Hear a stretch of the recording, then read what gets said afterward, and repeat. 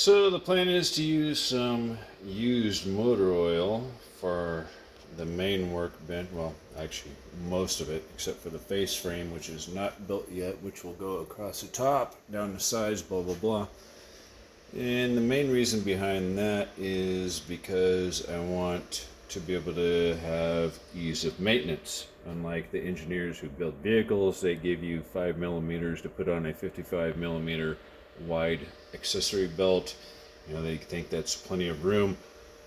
I'm the opposite of an engineer. I'd like to think that I'd like to give you the option to be able to repair it and fix it to the best of your ability.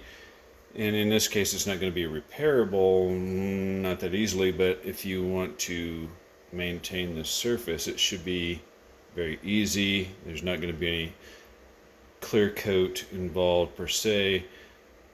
99% of the things that I do with woodworking, I stain and put a clear coat on, right? In this case, I've never done this before. I'm going to use used motor oil. I don't know how many coats I'm going to put on. Hopefully, because it's black, it will help stain the wood as well. And then once I'm satisfied with the results, it is sanded. Just this part here is sanded to 220. And then I'll go over it with some Johnson paste wax, which I use for my table saw to help the wood slide along much easier. And sometimes woodworkers will use it as a finished result as well. So this should be relatively easy for the future homeowner, whoever that may be, to maintain and beautify. And you could, I just don't recommend vegetable oil, right? Olive oil, okay, but linseed oil be better. Motor oil, I don't know. We'll find out about the motor oil. Let's see. So I'm just gonna fucking, hell, I don't know. I'm just gonna pour some on there. Is that enough? Maybe. I don't know. Maybe let's put some more on here. There you go. There's some more. We'll put that down here and out of the way. Get my sock. I'm gonna put my old sock on this hand, and then I'm just gonna rub it around and see what happens. Okay, wouldn't let me press play with the sock on my hand. So let's see what we get here.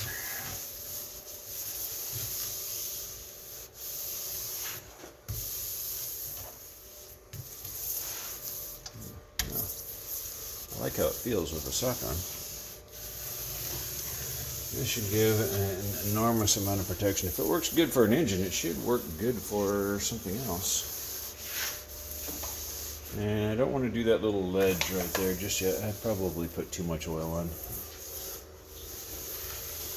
If that's the case, we'll just let it sit. Let's see if the wood will absorb some more. Yeah, I put too much on. I kind of like the color. Get down here into the corners, along the edge. Just kind of smear it around, make sure it gets into the grain. I probably should have sanded it left it alone at 120 to get the oil down inside the pores of the wood. That's probably what I should have did. Probably a little bit too smooth for this.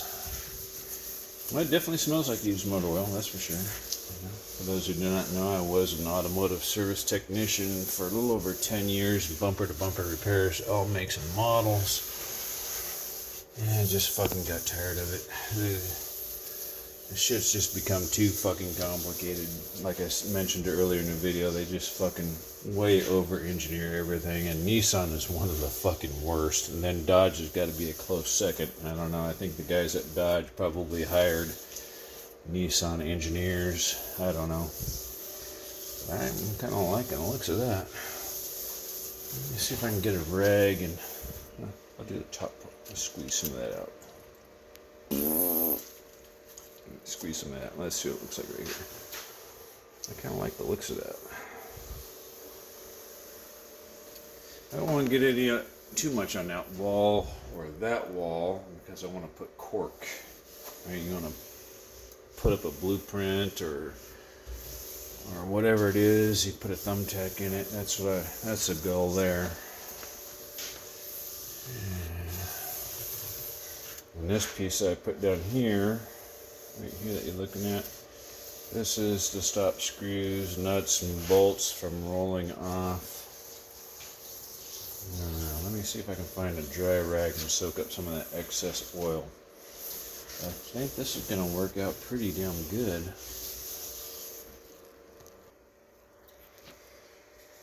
Try not to contaminate my phone with used engine oil here. Oh, I like that. I like that a lot. Didn't quite get the blonde areas that well. I like it. And it just looks nice.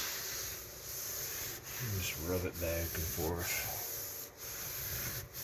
It definitely changed the hue. Yeah, I like that. It gives it a nice rustic look. And there's that heart. Right? And I'm not too concerned about the back wall because I'm going to insulate it. Right? So I'm not too concerned about the back wall. Sorry if I'm not doing a good job photographing what you want to see. I'm just kind of not really looking through the phone. I'm hopefully aiming in appropriate places. Make the most logical sense. Hopefully. Man, I like that. That is looking good. Looking real good. Wow. Man, cameras never do justice for a finished product. Never, ever. And I think I'll just let this sit overnight. Or for a few hours. I didn't feel any like bumps in here or voids here with Bondo like I thought I would do. I decided to just go ahead and leave them open. My original plan was to fill them with Bondo, then stain them black, intentionally. And I decided not to do that. I decided to leave it as natural as possible. The only thing I don't like is the staple holes, but they're going to get covered. Everything got glued along the rabbet, right? Everything got glued, and then it got glued this direction, it got glued this direction, and then each one got glued to each other in one direction or another. So everything is happy-go-lucky, right? Everything is happy-go-lucky. I'm just going to rub this down a little bit more. I really like the looks of that. It's not too shiny. It's going to be very well protected. I don't want to get this edge just yet because, like I said, I've not built a face frame just yet. But, wow, the smell is weird. That's for sure. It smells just like used engine oil, but man, it sure is looking nice. I'll probably turn a piece of sandpaper upside down and run it on the center and polish it a little bit more. I think I'm going to leave it like this for tonight, and then maybe tomorrow or maybe in a few hours from now I'll come back and I'll do it again, apply another coat of oil, see what the wood absorbs, what it doesn't absorb. I was a little bit short of my one piece of wood that didn't have knots in it.